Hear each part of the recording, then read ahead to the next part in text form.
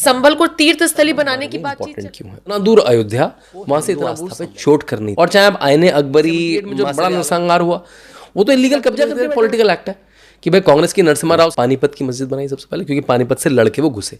उसके बाद वहां से इतना दूर अयोध्या, वहां से इतना दूर संभल, वहां पे मुस्लिम जमावड़ा नहीं था, क्योंकि आपको हिंदू आस्था पे चोट करनी थी। हिंदू आस्था के प्रतीक क्या हैं? भगवान राम। हिंदू आस्था के प्रतीक क्या है? कल की जो आने वाले हैं। वहां पे जाके आप मस्जिद क्यों बनाते हैं? वहीं पे जाके क्यों बनाते हैं? मतलब सारी जो मस्जिद है वो मंदिरों के सट के क्यों बनती हैं? और कोई जगह नहीं मिलती। आप मुस्लिम जमावड़े में बनाए, इसलिए हमारे लिए वो बहुत इंपॉर्टेंट जगह है।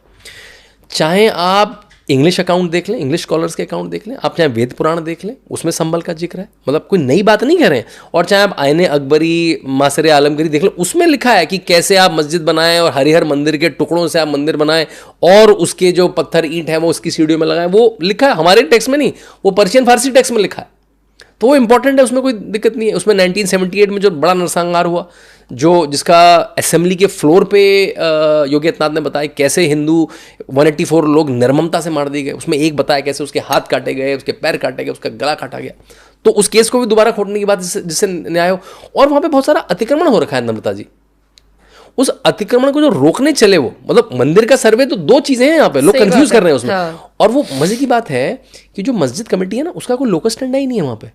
वो तो ना लेने में ना देने में, जो कोर्ट केस में वो नहीं जा रहे हैं, वो तो जमात वाले जा रहे हैं। वो जा भी नहीं सकते। क्यों नहीं जा सकते? वो तो इलीगल कब्जा करके बैठे हैं उस पर। उसको एएसआई का कब्जा दिया हुआ है, वो एएसआई प्रोटेक्टेड मॉन्यूमेंट है। अगर एएसआई प्रोटेक्टेड मॉन्यूमेंट कोई है, उसमें अगर चाहे हिंदुओं को प्रेयर करनी हो चाहे मुसलमानों को प्रेयर करनी हो, उनको एएसआई से पहले परमिशन लेनी पड़ेगी। उनके पास ऐसी कोई परमिशन नहीं है, वो तो किसी ने ध्यान नहीं दिया।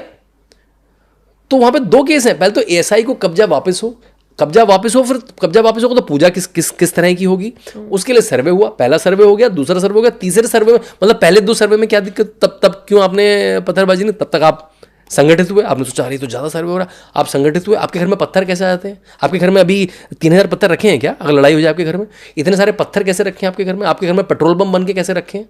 मतलब बिल्कुल प्लानिंग के साथ आपने उसको विध्वंस उस सर्वे को विध्वंस करने की, जो कोर्ट ऑर्डर्ड सर्वे है जिसमें आपको स्टे नहीं मिला, आपने पूरी कोशिश करी, जिसमें आप पार्टी भी नहीं है, आप पार्टी बन भी नहीं सकते, क्योंकि आपका तो लेने में ना देने में, आप तो वहां एक तरह से इलीगल रूप से नमाज पढ़ रहे हैं एएसआई के प्रोटेक्टेड मॉन्यूमेंट में। और जब सरकार ने दिखा रही इस एरिया में तो बिजली का बिल नहीं दिया है कई सालों से, इस एरिया में तो अतिक्रमण है। योगी सरकार ने पिछले 7 साल में 70,000 एकड़ जमीन का कब्जा वापस लिया है, आजम खां जैसे भूमाफियाओं से, आतिक अहमद जैसे भूमाफियाओं से। अब ये वापस ले लिया तो कम्युनल हो गए, ना लेते तो नहीं। और ये मंदिर का इतर बोल रहा हूं मैं, मंदिर का तो सर्वे अलग चल रहा है, उसका वो सर्वे कर रहा है तो उसमें हनुमान मंदिर मिल जा रहा है, उसमें एक दूसरा शिव मंदिर मिल जा रहा है, उसमें बहुत सारे ऐसे 22 से ज्यादा कुएं मिल जा रहे हैं जिनका धार्मिक महत्व है, जिनका वर्णन मिलता है कहीं।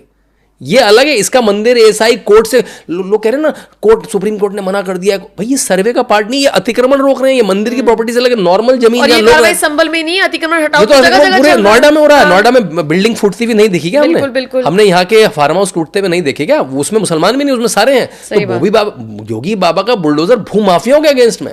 अब ये मुस्लिम समाज को सोचना पड़ेगा कि उनके भूमाफिया हैं क्यों इतने। मतलब वो नौकरियां करें, वो डॉक्टर बने, इंजीनियर बने, एंटरप्रेन्योर बने, पॉडकास्टर बने, वो भूमाफिया क्यों बने? ये मुस्लिम समाज को सोचना है, उनके मौलाना को सोचना है। तो देखिए संभल से एक तरह से दोबारा से वेग आ गया इस कार्यक्रम में, और वो मीडिया में चला। तो योगी बाबा तो आज भी बुलडोजर चला रहे हैं, कल भी बुलडोजर चलाएंगे कहीं और, मतलब संभल में तो चलेगा ही, कहीं और भी चलेगा। जहां पे भी मुंह माफिया का अतिक्रमण होगा वहां वो भी योगी बाबा का न्याय का बुलडोजर चलेगा। और अब और पता लग गया कि संभल में क्या क्या है, तो और निकलता रहेगा, जितना खुदता रहेगा निकलता रहेगा। जो कोर्ट प्रोटेक्टेड साइट है, जो एएसआई प्रोटेक्टेड साइट है, उसमें कोर्ट के ऑर्डर से जो होना होगा। तो वर्शिप एक्ट का हवाला दे देकर अपनी बात भी रखी जाएगी। वर्शिप एक्ट तो लोगों को पता नहीं है। वर्शिप एक्ट क्या है? पहले तो वर्शिप एक्ट ही चैलेंज है। विष्णु जैन ने वर्शिप एक्ट को भी चैलेंज करा हुआ। वर्शिप एक्ट थोड़ा सा टेढ़ा भी है। वर्शिप एक्ट तो बेसिकली पॉलिटिकल एक्ट है कि भाई कांग्रेस की नरसिम्हा राव सरकार ने जब बाबरी ढांचा टूट गया, उनका यार अब तो बाकी ढांचों के अंदर भी मंदिर, सबको पता ही है। आप किताबें पढ़ लीजिए, Hindu temples what happened to them, उसमें पूरा 30,000 मंदिरों का डिस्क्रिप्शन है कि किस मंदिर को कैसे तोड़ा, और उसमें पर्शियन और फारसी कोटेशंस हैं, हिंदू कोटेशंस नहीं है। वो लोग बता रहे हैं कि हाँ, औरंगजेब खुद बता रहा है, बाबर खुद बता रहे हैं, अकबर खुद बता रहे हैं, प्राउड मोमेंट था, वो तो बता रहे हैं, वो तो उनकी विजय की पताका है, वो तो बता रहे हैं, मतलब मुझे बताने की जरूरत नहीं है। तो उन्होंने कहा अब क्या करेंगे, तो सारे चले जाएंगे, चलो प्लेस ऑफ वर्शिप से ढक दो। तो उन्होंने क्या कहा, अयोध्या को छोड़ के बाकी जो रिलीजियस नेचर है किसी भी रिलीजियस मॉन्यूमेंट की, वो चेंज नहीं होगी। अयोध्या तो हो चुका है, उसको तो आप नहीं कर सकते। तो एक तरह का कि अगर मैंने आपका घर हथिया लिया है तो आप कोर्ट में नहीं जा सकते। ऑलमोस्ट यही तो कहा उन्होंने कि 1947 से पहले अगर मेरे बाप दादाओं ने मार पीट के आपके बाप दादाओं का घर हड़ता लिया तो आप कोर्ट में नहीं जा सकते। मतलब हिंदुओं को कोर्ट से जाने से भी रोक दिया। मतलब ऐसा नहीं कि मैं कोई भीड़ से उसको ले लूंगा, कोर्ट से जाने से भी रोक दिया। अरे कोर्ट से कैसे जा सकते हैं? इसमें से बहुत, और ये 1947 से पहले वाला जो स्ट्रक्चर 1947 के बाद बने हैं उसमें places of worship act apply नहीं होता है। मथुरा का केस तो बिल्कुल ऐसा है, उसकी सारी चीज़ें आप विष्णु जयंती को बुला के पूछिए, वो तो सब 1947 के बाद का है। लेकिन उन्होंने बोलना शुरू कर दिया प्लेसेस ऑफ वर्शिप एक्ट, बोलो कंफ्यूज हो जाएंगे बहुत सारे लोग। और दूसरा उसमें कैविट भी है, एक्सेप्शन भी है, जो भी एएसआई प्रोटेक्टेड मॉन्यूमेंट है जिनका आर्कियोलॉजिकल सिग्निफिकेंस है उसमें भी प्लेसेस ऑफ वर्शिप एक्ट लागू नहीं होता है। तो इसमें भी नहीं होता, इसमें लागू नहीं होगा। तभी तो कह रहा हूँ ये है ही नहीं। ये तो देखिए झूठ बोलते रहो बहुत जोर जोर से, जिनको नहीं पता है, ना समझे लोगों को नहीं है। अच्छा आप लोग इस तरह के गंभीर विषयों पे पॉडकास्ट कर रहे हैं, आप कुंभ के गंभीर विषयों में पॉडकास्ट कर रहे हैं, तो वही चलेगा, कुंभ में मेले में खो जाते हैं लोग। प्लेसेस ऑफ वर्शिप एक्ट संबल पे लगता नहीं होता, एएसआई प्रोटेक्टेड मॉन्यूमेंट है, उसमें लगता ही नहीं है प्लेसेस ऑफ वर्शिप एक्ट। और वो बात है, प्लेसेस ऑफ वर्शिप एक्ट भी चैलेंज है, वो जिस दिन हटेगा तो वो तो बाकी भी खुल जाएगा। ये है। अच्छा, एक लास्ट सवाल, ये वैसे तो हमने बहुत सारे टॉपिक्स पर डिस्कस कर लिया है, लेकिन कोई ऐसी भ्रांति जो कुंभ को लेकर लोगों के मन में और वो आप दूर करना चाहें? देखिए इस तरह की भ्रांतियां हैं कि भाई कुंभ तो बहुत बड़ा जमावड़ा है, आप उसमें खो जाएंगे। साधु सारे सुल्फा पीते रहते हैं, वो क्या 4 साधु को सुल्फा पीते हुए देख लेंगे, वही फोटो कुंभ की। भाई कुंभ में एक से एक ज्ञानी साधु आता है, एक से वेद का परंगत आता है, संस्कृत का परंगत आता है, पुराणों का परंगत आता है, महाभारत रामायण का परंगत आता है, उनसे सीखने जैसा है। अब तो बहुत सुंदर है, बहुत सारे जो लोकल एंटरप्रेन्योर्स हैं उन्होंने पता क्या शुरू करा है कि 1,500 रुपये में आपको नागा साधुओं के कैंप दिखाएंगे, हम आपको अखाड़ा वॉक कराएंगे, हम आपको मंदिर वॉक कराएंगे। बहुत अच्छी बात है, वहाँ के जो लोकल लड़के हैं जो जानते हैं वो 1-1, 2-2 हज़ार रुपये में ये एंटरप्रेन्योर बन रहे हैं। तो ये करें वहाँ पर जाके। बल्कि कुंभ बहुत सारा कॉमर्स भी, आप वहाँ कुछ कर, वहाँ पर 40 दिन रह गए तो आप कुछ धन लक्ष्मी माता की कृपा भी रहेगी आप पर, क्योंकि इतने सारे लोग आ रहे हैं, आप उनकी कुछ भी सेवा कर दें। अगर आपके पास धन धान्य है तो फ्री में सेवा करें, बहुत अच्छा पुण्य मिलेगा। अगर नहीं है तो आप कम शुल्क में उनकी सेवा करें।